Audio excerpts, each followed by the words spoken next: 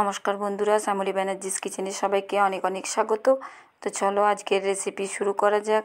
আজ আমি তালের ভাপা পিঠে বানিয়ে দেখাবো, একদম সহজভাবে, আর খেতেও কিন্তু খুব সুন্দর হয়। তো কিভাবে বানাচ্ছি রেসিপিটা প্রথম থেকে শেষ অবধি দেখার অনুরোধ রইল সকলকে। দেখুন কতটা সুন্দর হয়েছে। পিঠে একটা ভেঙেও দেখালাম আমি, আর খেতেও কিন্তু খুব ভালো হয়। অনেকে হয়তো ভাজা পিঠে পছন্দ করে না তেলের জন্য, তো এভাবে কিন্তু ভাপা পিঠেও বানিয়ে খেতে পারেন।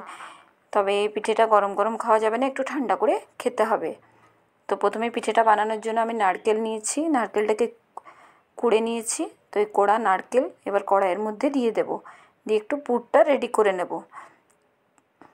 তো নারকেলটা দিয়ে দিলাম, এবার কিছুটা চিনি দিয়ে দেবো। চাইলে আপনারা কিন্তু এখানে গুড় দিয়েও এটা করে নিতে পারেন, তো আমি এখানে চিনি দিয়ে এটা করে নেব। তো পরিমাণ মতো এখানে চিনি দিয়ে দিচ্ছি, দিয়ে নেড়ে চেড়ে নারকেলটাকে একটু পুরটা বানিয়ে নেব এভাবে।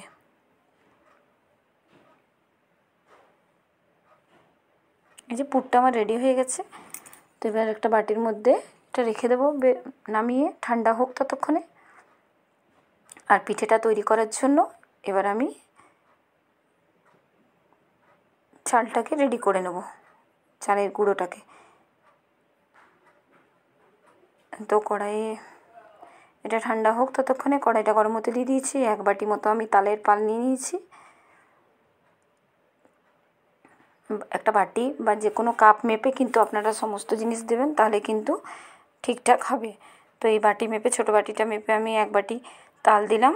ওই বাটি মেপেই কিন্তু ঠিক ততটাই আমি এখানে জল অ্যাড করলাম। দিয়ে এইভাবে চামচটা দিয়ে একটু ভালো করে মিশিয়ে নিচ্ছি আমি।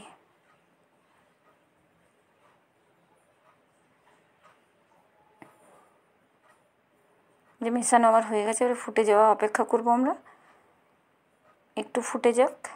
তারপর আমি শুকনো চালের গুঁড়ো করে রেখেছি। তো এটা আমি নর্মাল যে ভাতের চাল খাই, সে ভাতের চাল দিয়ে আজ বানাবো। আপনারা চাইলে কিন্তু এখানে আতপ চাল দিয়েও এটা বানিয়ে নিতে পারেন। তো চালটাকে ভালো করে ধুয়ে একটু শুকনো করে নেবেন, তারপর মিক্সির মধ্যে গুঁড়ো করে নিলেই কিন্তু চালের গুঁড়ো রেডি হয়ে যাবে। তো বাটি মেপে আমি নিচ্ছি, এবার এইভাবে নাড়বো আর চালের গুঁড়োটা দিয়ে দেবো। তো আমি 1.5 বাটি এখানে চালের গুঁড়ো অ্যাড করবো।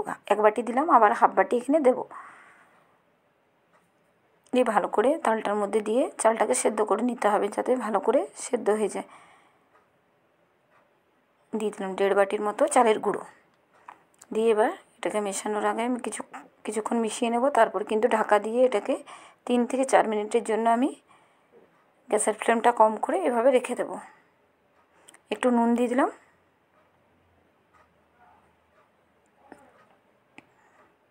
এবার ঢাকা দিয়ে এটাকে 3 থেকে 4 মিনিট আমি রান্না করে নেব।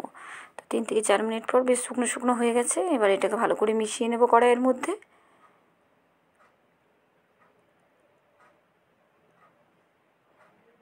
এইভাবে ভালো করে একটু মিশিয়ে নিতে হবে। আর এই কাজটা কড়াইয়ের মধ্যে হবে না, তাই থালার মধ্যে নামিয়ে আমি ভালো করে মেখে নেব। তো এই যে যতটা সম্ভব করে নিলাম।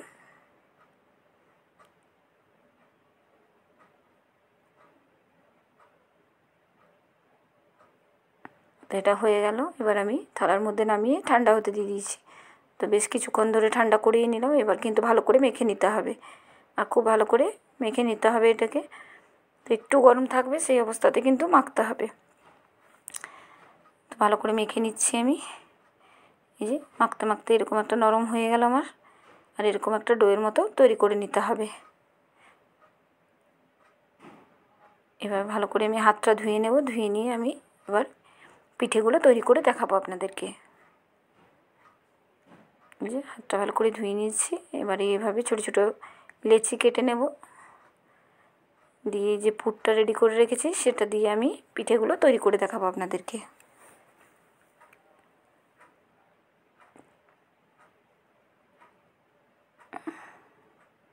এবার একটু নারকেলের পুর দিয়ে দেবো, দিয়ে এবার ভালো করে এটাকে বন্ধ করে দেবো। একদম সহজভাবে বানিয়ে দেখাচ্ছি, যে কেউ অনায়াসে কিন্তু বাড়িতে এটা বানিয়ে নিতে পারবেন। তো এইভাবে করে নিলাম। এবার একটা কাঁটা চামচ দিয়ে একটু ফুল ফুল শেপ করে নেব এইভাবে।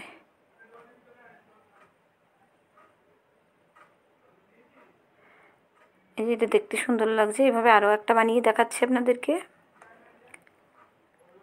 আর বন্ধুরা, আমার রেসিপিগুলি ভালো লাগলে লাইক কমেন্ট করতে ভুলবেন না। অবশ্যই চ্যানেলটিকে সাবস্ক্রাইব করার অনুরোধ রইল সকলকে। আর যারা ফেসবুক থেকে দেখছেন তারা আমার পেজটাকে ফলো করার অনুরোধ রইল।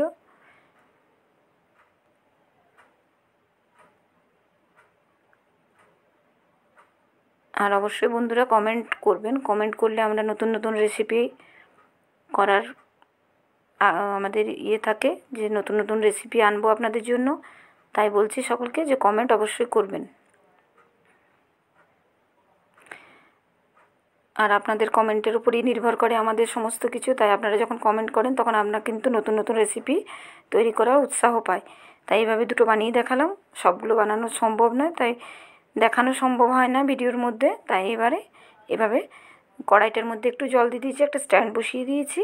আর এই ঝুড়িটার মধ্যে আমি কিন্তু এই ফুটো ফুটো দেওয়া ঝুড়িটার মধ্যে একটু তেল বুলিয়ে দিয়েছি, তাতে করে সুবিধা হবে পিঠেগুলো উঠাতে। এবার এইভাবে বসিয়ে দিচ্ছি, কিন্তু ওপরে বসাবো না, সব পাশাপাশি এভাবে বসিয়ে দেব।